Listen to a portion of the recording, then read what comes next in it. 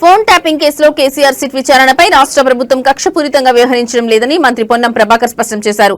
తప్పు ఎవరు చేసినా తప్పేనని, చట్టం ముందు అందరూ సమానులేనని, ఎవరూ అతీతులు కాదని, చట్టం తన పని తాను చేసుకుపోతుందన్నారు. మహబూబాబాద్ జిల్లా కేంద్రంలోని ఎమ్మెల్యే క్యాంపు కార్యాలయంలో ఏర్పాటు చేసిన మీడియా సమావేశంలో మంత్రి మాట్లాడుతూ జిల్లాలోని 7 మున్సిపల్ స్థానాలను కాంగ్రెస్ పార్టీ విజయం సాధించేలా ప్రతి ఒక్కరూ కృషి చేయాలన్నారు. మున్సిపల్ కౌన్సిలర్ స్థానానికి 5 ఆశావహులు నామినేషన్ వేశారని, సర్వే ఆధారంగా ఒక్కరికి బీఫామ్ ఇస్తామని, మిగిలిన వారు తమ నామినేషన్లను ఉపసంహరించుకోవాలని సూచించారు. వారికి నామినేటెడ్ పదవుల్లో అధిక ప్రాధాన్యత ఇస్తామన్నారు. రేషన్ కార్డుల పంపిణీ, సన్నబియ్యం పంపిణీ, రుణమాఫీ, రైతు భరోసా, ఇందిరమ్మ ఇల్లు, మహిళలకు ఉచిత బస్సు ప్రయాణం, ఉచిత విద్యుత్, ప్రజల జీవన ప్రమాణాలు మెరుగుపరిచే లక్ష్యంతో కాంగ్రెస్ ప్రభుత్వం అనేక సంక్షేమ పథకాలు ప్రతిష్టాత్మకంగా అమలు చేస్తుందన్నారు.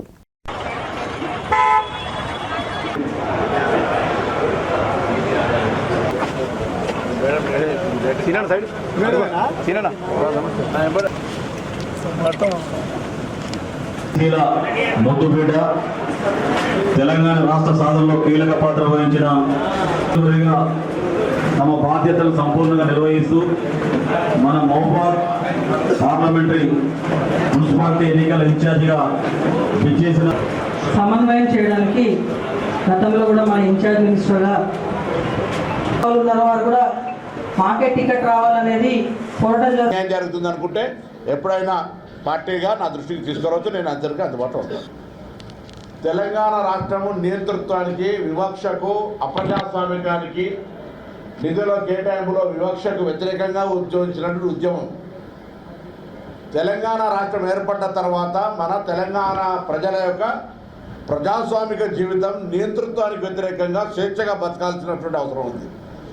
కానీ దురదృష్టవశాత్తు మన తెలంగాణ ప్రజలపైనే మన ప్రభుత్వమే, ఆఖరికి భార్యాభర్తలు ఏం మాట్లాడుకుంటా ఉన్నారో ప్రతిపక్షంలో, అధికారులు ఏం మాట్లాడుకుంటున్నారో, సొంత కుటుంబ సభ్యులు ఇంటి అల్లునితో సహా ఫోన్ ట్యాపింగ్ చేస్తే దానిపై బయటికి వచ్చిన తర్వాత ఆ పరికరాలను ధ్వంసం చేసి విదేశాలకు పారిపోయి విచారణకు సహకరించక, జరిగినటువంటి తప్పును ఒప్పుకోక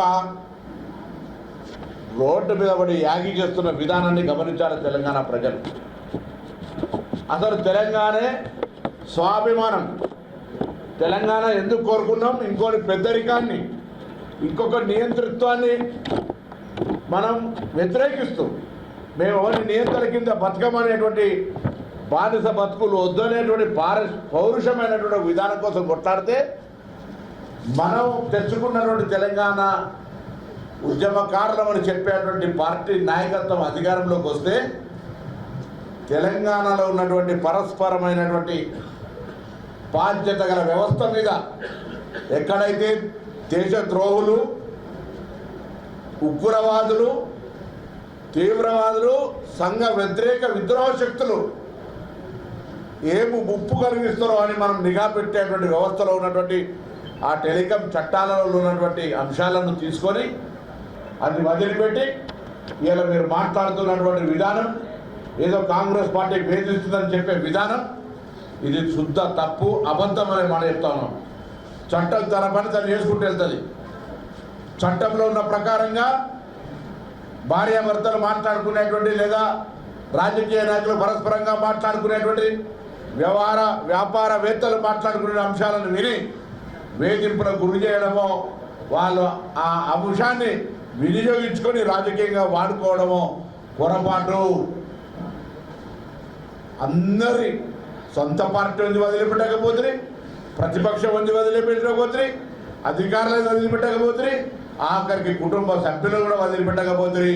అవన్నిటిని బయటికి వచ్చిన తర్వాత వాటిని సమర్థించుకోవడానికి ఎన్నికల్లో లబ్ధి పొందాలని మీరే స్వయంగా పిలుపునిచ్చి జిల్లాల నిరసన చెప్పండి, హైదరాబాద్ తరలి రమ్మని చెప్పి పిలుపునిచ్చుకునేటువంటి దుస్థితికి టీఆర్ఎస్ పార్టీ దిగజారింది.